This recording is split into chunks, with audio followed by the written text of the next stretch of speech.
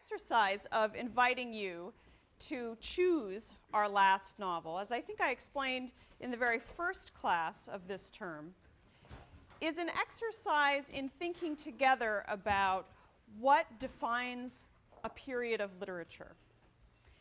So for all the other books in the syllabus, I came with my rationale for why I included them. And for this book, I'm invited again to think about whether I would, if I were teaching this again, and you had not chosen it. So today I want to reflect on that, and it will lead directly into my analysis of what the Holocaust is doing in this novel. And then I will have some parting words for you to conclude the course.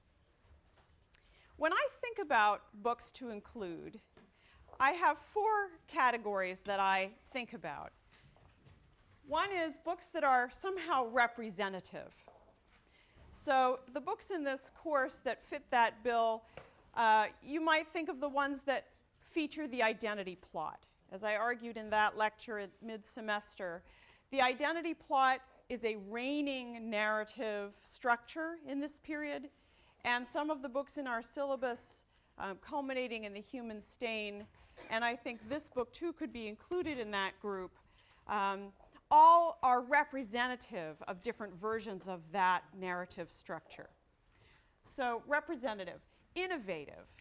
I include works on the syllabus that I consider innovative in the form of the novel, in the genre of the novel, or for their subject matter. Somehow they think about something in a way that I haven't known anything else to think about before. I think Lolita fits this model very well.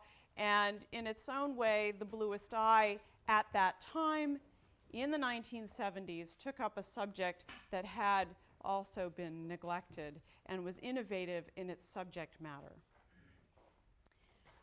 Is a book widely read? Well, this book certainly meets that criterion. And some of our other books do as well. Lolita is one, The Human Stain is another, The Woman Warrior, pretty much any Morrison novel you can choose. There are lots of books that fit this criteria, and usually what I'm aiming for is a book that will be both widely read and something else on my list, so that it covers more than one base. And finally, and this is the most evanescent category, is it somehow excellent or important in some other way? Generally, for me, this is an aesthetic category. So is it an excellent example of writing? Is it an excellent example of narrative art? Is it important in what it thinks about somehow? Philosophically, topically, in a way that nothing else quite can match. I talked to you on Monday a little bit about Jonathan Safran Foer's ambitions for this novel and his ambitions in general as he expresses them in interviews. I think when I consider this novel, I know that this is where Foer's interest truly lies. I'm sure he wants to be widely read.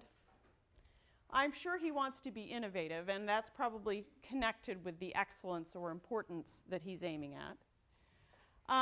He probably doesn't want to be representative. Most writers want to be singular rather than representative. But this is where the investment really is. And it's in that category that I think we find his use of the Holocaust.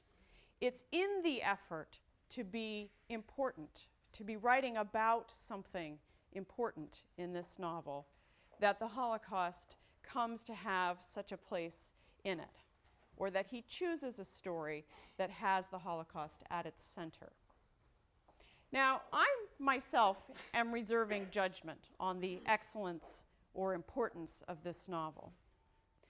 But I will say that it is certainly representative of two things. One is a version of the identity plot.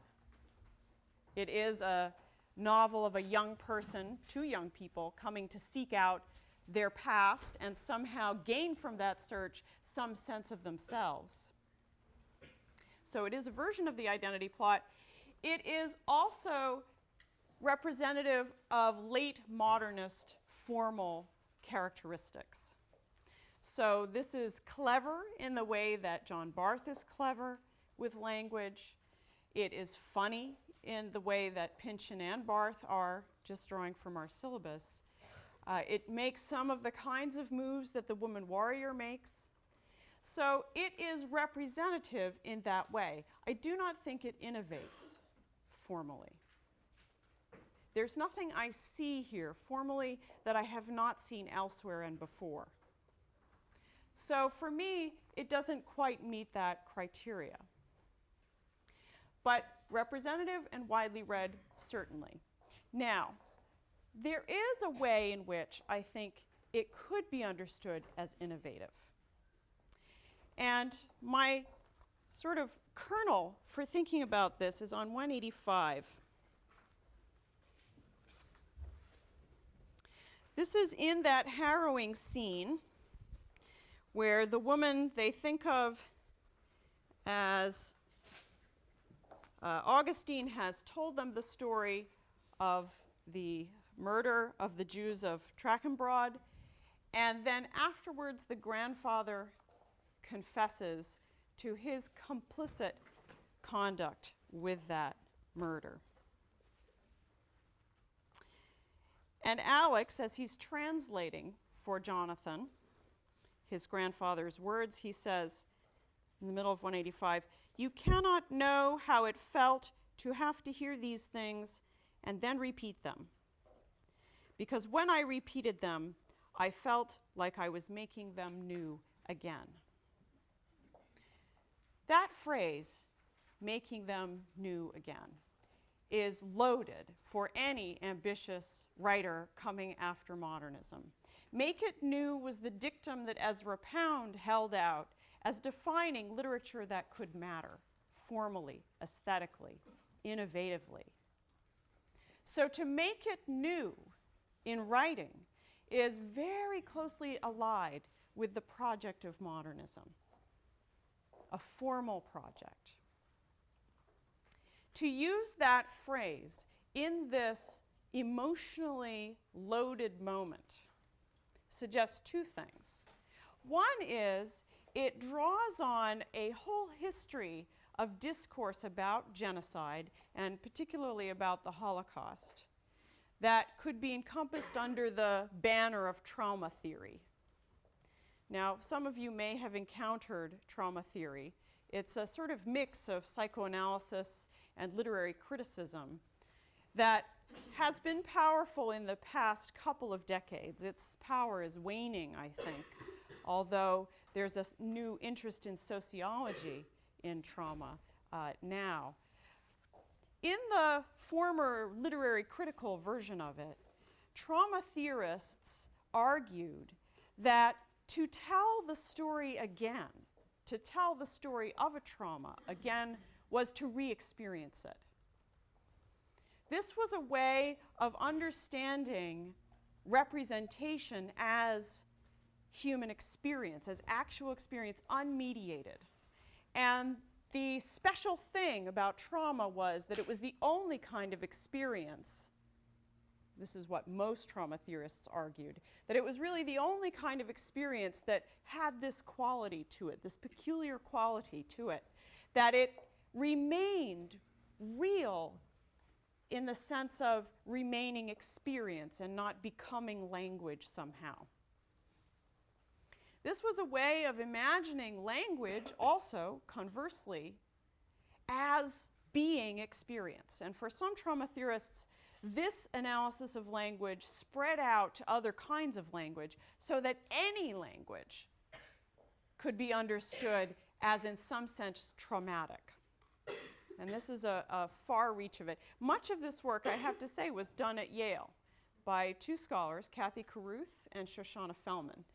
Both have now left the institution, but Yale was very well known for trauma theory. it had its applications in Holocaust studies, in particular in the building of the Fortunoff Archive of Testimony, which is housed here, I think in Sterling. The effort to make videotapes of survivors' testimonies was in part, of course, a historical effort to get that knowledge secure before that generation passed away, to gather as much as could be known of the human experience of the Holocaust. But there was a reason, I think, that it was video. There was a great desire among people who wrote and thought about and studied the Holocaust to have that immediacy that video was thought to give. So rather than have transcribed testimonies or written testimonies, you get to see the actual face and expression of the person telling that story. This is something that scholars have since the founding of the archive, have spent a lot of time thinking about and theorizing. In the course of that theorizing, the word witness has come to have a very specific and powerful meaning. The interviewer was to think of herself or himself as not a questioner or as an interviewer in the way that we would usually understand that role, but rather as a witness to that person's story. A witness in the sense of a judicial witness, someone who would be in a court to affirm that something had indeed happened. There was a sense that validation was needed in the context of gathering this evidence. Witnessing was theorized in a much more complex way by Shoshana Fellman and Dory Laub, a psychiatrist who is, I think Dory Laub is still in New Haven. I think he's still at Yale. But together they wrote a book called Testimony that had a lot to say about exactly how the witness functions in relation to the person who's testifying. And I think you can see the mark of all of this thought about how the Holocaust is received in the present, stamping Foer's work. So you see it in part in that little sentence that I just read to you. In saying it again, it was making it new. It's as if it's a moment in which trauma is transmitted through language and is imagined to be transmitted in an unmediated way. So the repetition that we experience as readers, all these horrible things are said twice because we see Alex translating them. That's dramatized for us by the device of Alex as translator. So its debt to modernism, or the way it has its eye on modernism, behind it is closely allied to this understanding of language and its relationship to trauma. Now, by the time Jonathan Safran Foer is writing this book, not only has Holocaust studies established this whole body of thought about language, but there are also many examples of what you might call the American Holocaust novel. And the one I'm going to use in my lecture today to think about in relation to this is Art Spiegelman's graphic novel, Mouse. How many of you have read it? Okay, good. A bunch of you. For those of you who haven't, it's the story of a character named Art Spiegelman, and you'll recognize that device, of course, from Foer. Art Spiegelman is a cartoonist writing a book about his father's experiences in the Holocaust and in concentration camps. He goes through the novel alternating between scenes of Art interviewing his father Vladek, and then it sinks into Vladek's story, and there are lots of extended scenes where we just see Vladek escaping from camps and making his way through them and so on, doing all the things that he did to finally escape with his wife, Anja. We find out fairly early in the first volume of Mouse, it's a 2-volume graphic novel, that Art's mother killed herself well after she arrived in America as an immigrant, having escaped. And we see her in an inserted cartoon in a different style in the bathtub. She slit her wrists in the bathtub.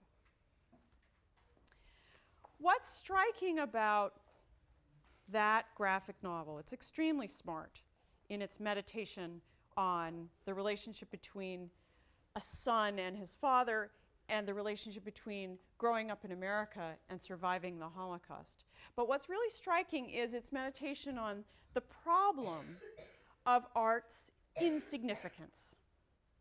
How can his childhood and his child's problems, being bullied at school or whatever it is, how can those compete with his father's experience of having survived the Holocaust by his own wits and by luck? That dramatic story is impossible for the son to match.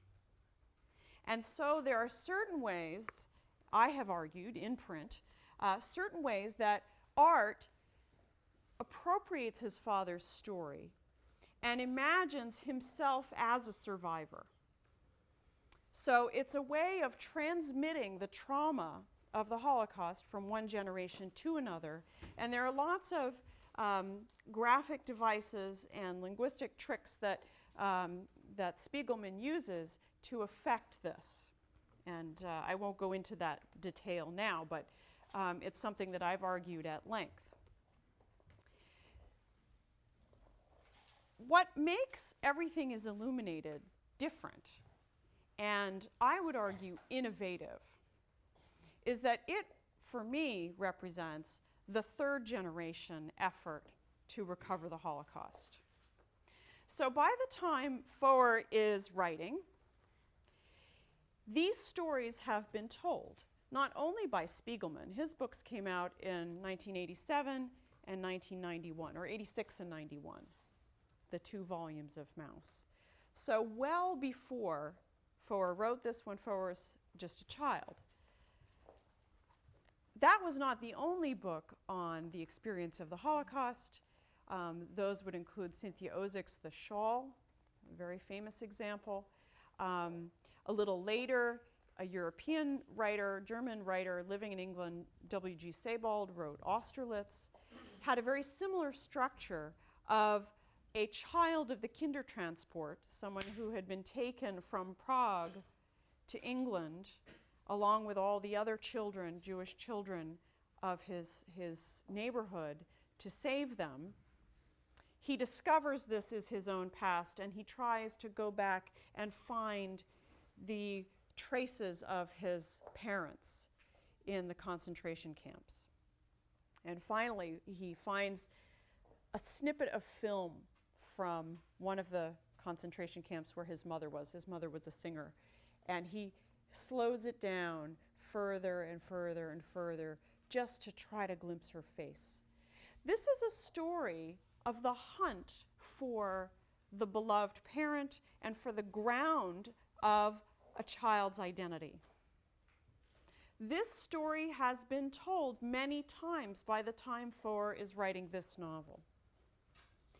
In addition, most of these prior versions in fiction and some in memoir have to do with the first generation American experience. So Foer finds himself belated in 2 ways. One, because the story of the Holocaust and of finding out that secret has already been told, and 2, because he's not second generation. He's not the child of a survivor, but the grandchild of a survivor. So what do you do to make that story your own? If you are committed to its centrality, to who you are, how do you make that into an unmediated kind of experience?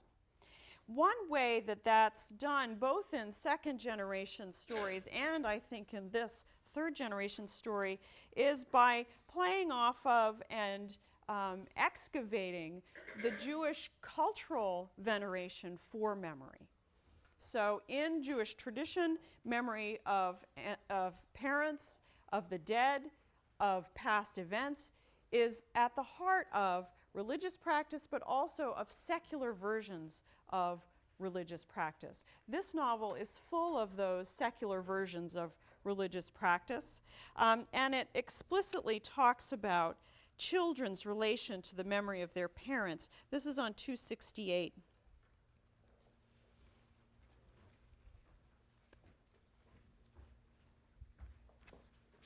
Oops, got my page wrong there. Sorry, 260. He's describing here the itch to remember that the novel imagines as particularly Jewish. But children had it worst of all, for although it would seem that they had fewer memories to haunt them, they still had the itch of memory as strong as the elders of the shtetl. Their strings were not even their own, but tied around them by parents and grandparents, strings not fastened to anything, but hanging loosely from the darkness. So you can imagine this story of Jonathan going back to find the woman who helped his grandfather escape as an effort to tie that string to something concrete. The fact that he never can really find that woman suggests that already internalized here is something that Holocaust literature coming before this has been intent on examining and questioning, which is, can you ever have that unmediated relation to the past? Can you ever tie memory back to the event in a way that feels like it's a real connection? So here there's a fairly easy, if also wistful or elegiac, admission that you can't ever really tie that string up. This is why the hunt is never going to be successful in the novel. We will never tie up all those little details. It's meant to be that way, because at this late date, it's clear that's the only way it could be. And that's not innovative. It's simply where the genre is right now. However, this novel is loath to part with the drama that earlier stories made from the recovery narrative. So for Jonathan, the mystery is not what happened to his parents during to his grandparents during the Holocaust. That's the classic question. The parents won't talk about what happened. The child wants to know. The child knows there's something back there. And the hunt is to find out exactly what happened. And usually it's hidden either because the parent left a prior child, lost a prior child, or somehow felt guilty about surviving, either because of explicit acts where they were forced to sacrifice someone in their family in order to escape, or in order to help someone else in their family escape. They were forced to choose, and we see that choice thematized in the Holocaust sections of this novel. So there's that hiddenness of the Holocaust experience. That's not what's hidden in this novel. That history is not what Jonathan doesn't know. He knows his grandmother survived the Holocaust. That's not a mystery. The mystery is who helped her. Who helped his grandfather? Sorry, it's the grandfather. Who helped his grandfather to escape? That's the mystery. Augustine is the mystery woman. The photograph represents that missing or hidden knowledge. That this drops out of the picture of the novel relatively painlessly, he'll never find her, is, I think, the mark of how the story of hiding something that's hidden gets displaced onto Alex.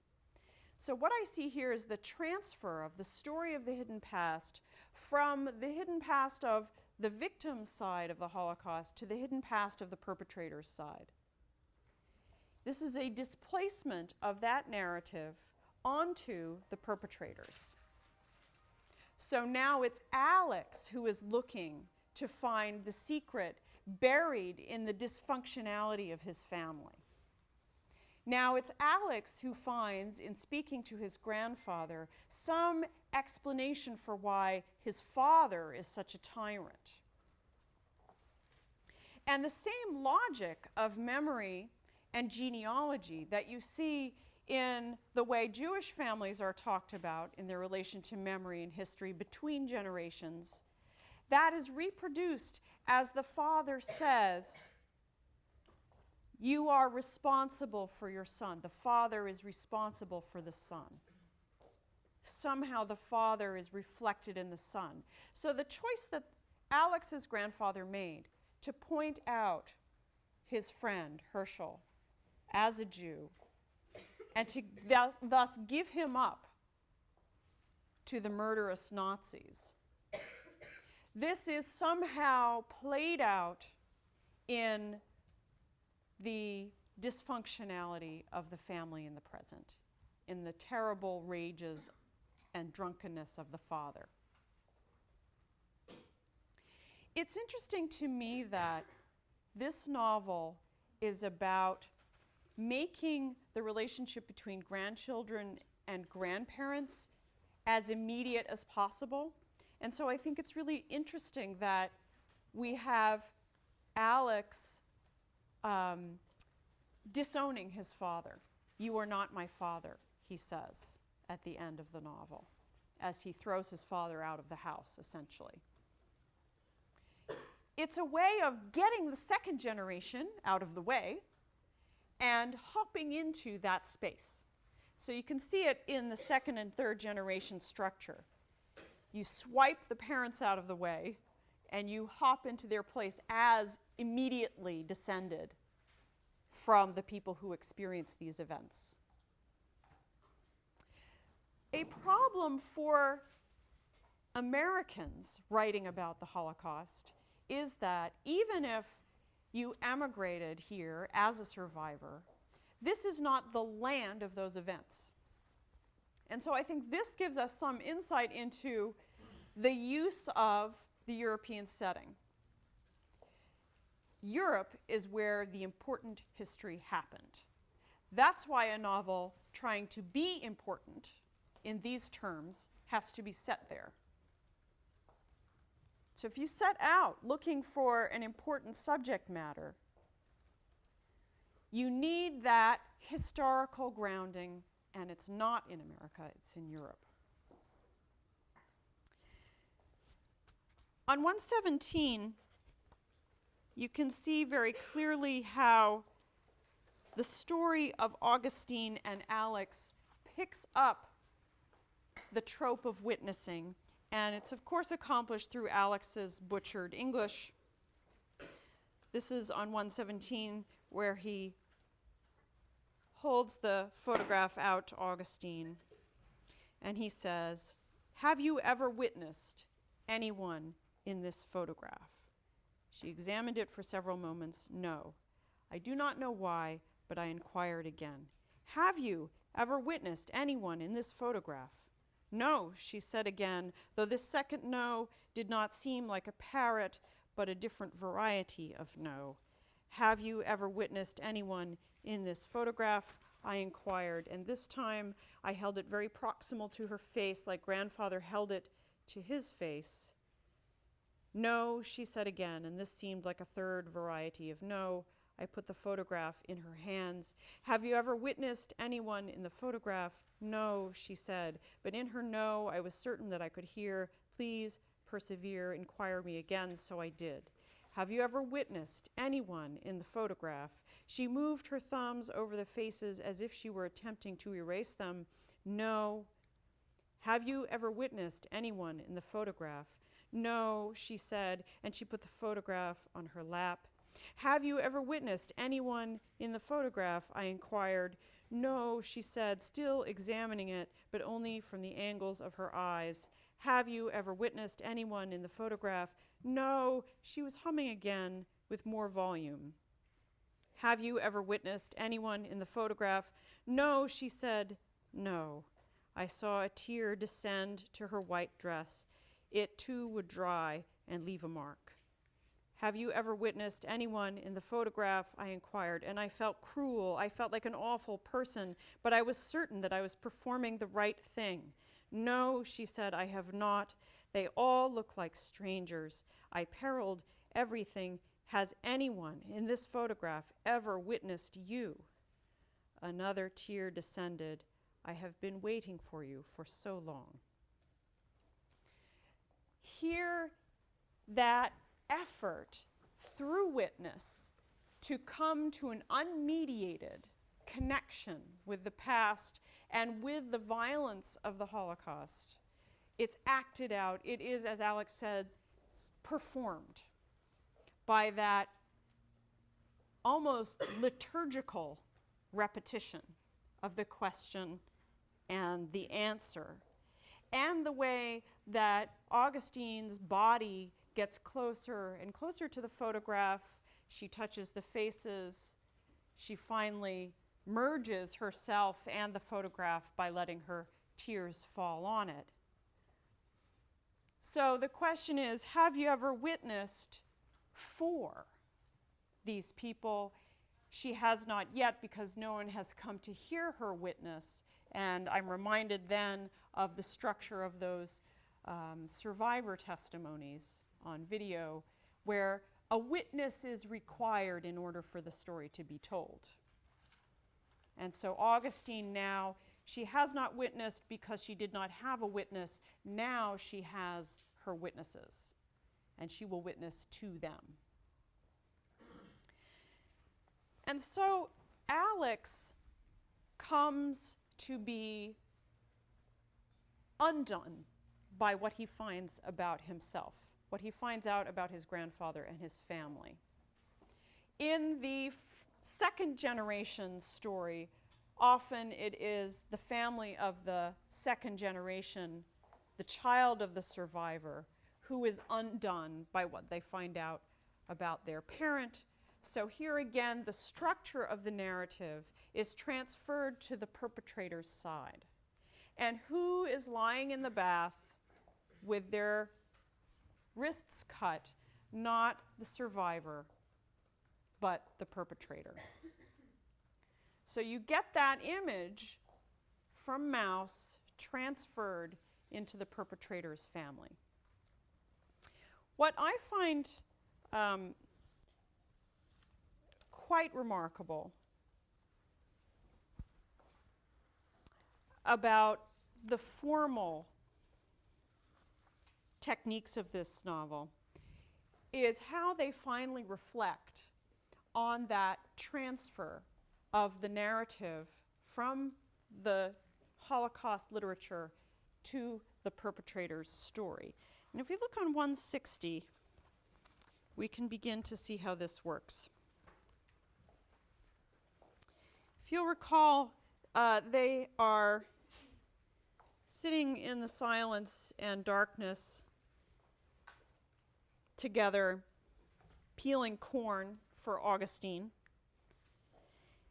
And Alex takes Jonathan's diary and opens it. And he says on 159, "This is what I read. He told his father that he could care for Mother and little Igor. It took his saying it to make it true. Finally, he was ready. His father could not believe this thing. What, he asked, what? And Sasha told him again that he would take care of the family, that he would understand if his father had to leave and never return, and that it would not even make him less of a father. He told his father that he would forgive. Oh, his father became so angry, so full of wrath, and he told Sasha that he would kill him, and Sasha told his father that he would kill him, and they moved at each other with violence, and his father said, 'Say it to my face, not to the floor,' and Sasha said, 'You are not my father.'" So in this scene, Alex begins to understand that Jonathan is using him as a character, and moreover that Jonathan has penetrated right into the most intimate and painful part of his family life, his relationship with his father, and is fictionalizing that. And of course, if you turn to the end, I hope you recognize this on 274, this is in fact, this passage from his diary, what we are given as the letter from the grandfather to Jonathan. And there it is. This is what happened. He told his father that he could care for mother and little Igor. It took his saying it to make it true. Finally, he was ready. His father could not believe this thing. What? And so it goes on to the end of that paragraph, and you can see culminating, as in the diary, with, "Say it to my face, not to the floor." And Sasha said, "You are not my father." What are we to make of this? So this is a bit of postmodern cleverness, if you will, raising questions as have been raised in The Human Stain about who exactly is writing this account, whether it's Coleman or Nathan in that novel, how it is that Nathan knows what Coleman thinks, how he knows all that happened, all that he says he knows that happened in Coleman's life. Well, here at the very end of the novel, when Foer brings out this passage that has been provided much earlier in Jonathan's notebook, we are led to question the authorship of all the letters in the book. Now, of course, we know it's a novel. We know it's all written by Jonathan Safran Foer. But in the logic of the novel, its self-awareness now verges towards this question. It's not just the reader who's meant to question this, but the novel asks us directly to question it. So what does it mean that Jonathan is revealed to be the author of this letter? Well, there are a couple of ways of looking at it. There are those passages in the book of Antecedents. Remember the Jewish book of memory that the Trachenbrothers write over time. Some of those entries are prophetic. They tell the future. And we're given an excerpt from that book that describes the disaster. And so we know that something like prescience is a quality of Jewish writing imagined in this way, as a kind of religious practice. So either we can understand Jonathan as carrying on that tradition, that what he writes in his diary is similarly proleptic. It looks towards the future and transcribes the future. Or we can see it as constructing the future itself. So we can see it either as imagining what will inevitably happen or as making the future out of those words. I think we're meant to feel both resonances to this formal trick or this formal device. But the resonance of control, of making it happen, leads us to, I think, quite an interesting place, and leads me to wonder whether this is not a novel of revenge.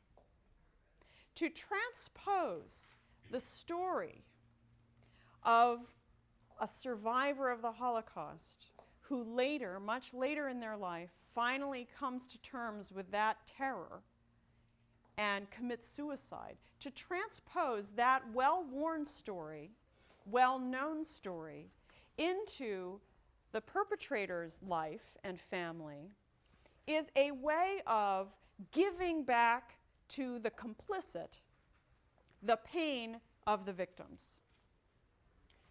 So I think this is quite interesting. Even though there are so many moments where that sense of fault is mitigated. Would you not do the same? That question gets asked. Who would do differently? How would you decide what to do?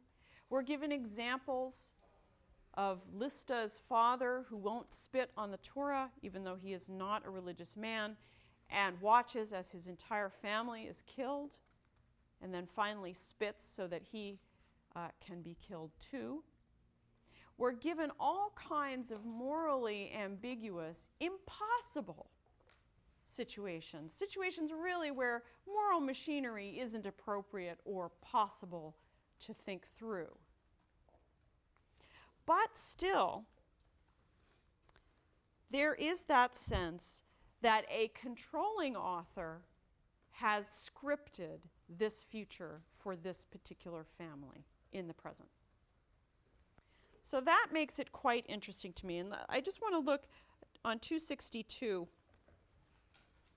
at another way that transposing the story outside of the Jewish community radiates out in this novel and maybe mitigates that suggestion of a revenge plot. And this is on 262, when suddenly the first person plural appears. I don't know if you noticed it when you were reading. I found it quite striking. This is talking about the people of the shtetl in their last months of life. They waited to die, and we cannot blame them, because we would do the same, and we do the same. It asks that question implicitly: would you do anything differently? Would you go about your normal life? What would you do? And he says we would do the same, but he also says we do the same. As if mortality, the fact of mortality, the fact that we all are, all of us, waiting to die, and in the meantime, not thinking about that inevitable end, going about our daily life with joy and play and all the range of human experience and emotion.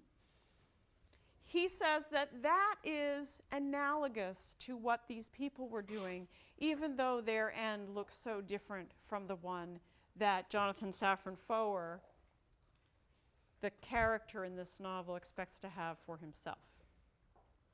So the Holocaust story and the reflection that it causes back on the activities of life radiates out in a universalist sense. It doesn't just impose its narrative on a new set of participants in the Holocaust, that of the perpetrators or those who are complicit, but it radiates out to all people, past and present. So it becomes a quality of the human condition. This is a softening move, I think. It suggests the tragedy involved in all sides of this story. The tragedy of the simple man trying to save his wife and child, and in doing so, becoming complicit to the murder of his friend. So we see that moral complexity, and it feels like tragedy because of these softening moves.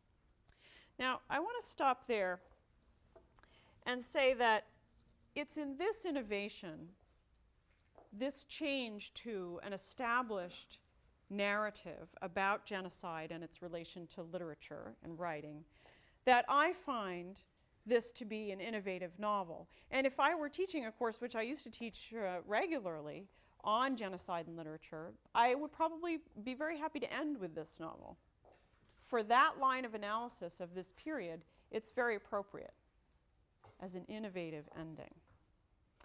I think, though, in this novel, it is partly there as a way of taking on something really hard.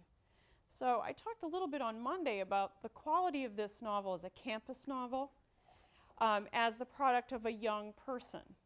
And I was joking with you a little bit about the bar being set high for the achievements one can pull off by the age of 22. too. I want to use that fact about Foer, that this is a first novel, that it's an especially and overtly ambitious novel, to reflect on something that's closer to life. And this is, I think, something that I've earned because literature is about its address to life, after all. That's why we read it, because it strikes us as a comment on things that are important to us. If we read, that's one reason why we read. So I want to use that question of ambition also to address something that comes up in the advising that I do here for students year in and year out. And to get at that question, I want to read you something as a good postmodernist from the 19th century. This is from Walden, Henry David Thoreau's Walden. So we have read a lot of books together. This little part I'm going to read to you from Walden comes after Thoreau has talked about the pleasures and the virtues of reading. And then this is in a section called Sounds. The last section was called Reading. This section is called Sounds. I did not read books the first summer. I hoed beans. Nay, I often did better than this. There were times when I could not afford to sacrifice the bloom of the present moment to any work, whether of the head or hands. I love a broad margin to my life. Sometimes in a summer morning, having taken my accustomed bath, I sat on my sunny doorway from sunrise till noon, wrapped in a reverie, amidst the pines and hickories and sumacs, in undisturbed solitude and stillness, while the birds sang around or flitted noiselessly through the house, until the sun falling in at my west window, or the noise of some traveler's wagon on the distant highway, I was reminded of the lapse of time. I grew in those seasons like corn in the night, and they were far better than any work of the hands would have been. They were not time subtracted from my life, but so much over and above my usual allowance. I hope that your summer will have a lot of time like that. I hope that that time might also have latitude for reading, and that reading will be not only what you have been now trained to do, which is reading that is informed, if it's contemporary novels you're reading, informed about where these writers come from, what kinds of projects they might be busy with, what kinds of questions they might be responding to, but also that it will give you time to enter into and pretend with Nabokov, and remember back to the beginning of the course, to pretend with Nabokov that you can climb a mountain of the imagination and meet a reader there and forget all the kinds of context that I've been teaching you to pay attention to. Because it's in that meeting in the imagination that I think literature can most powerfully speak to you. So I hope you will go and have that kind of summer.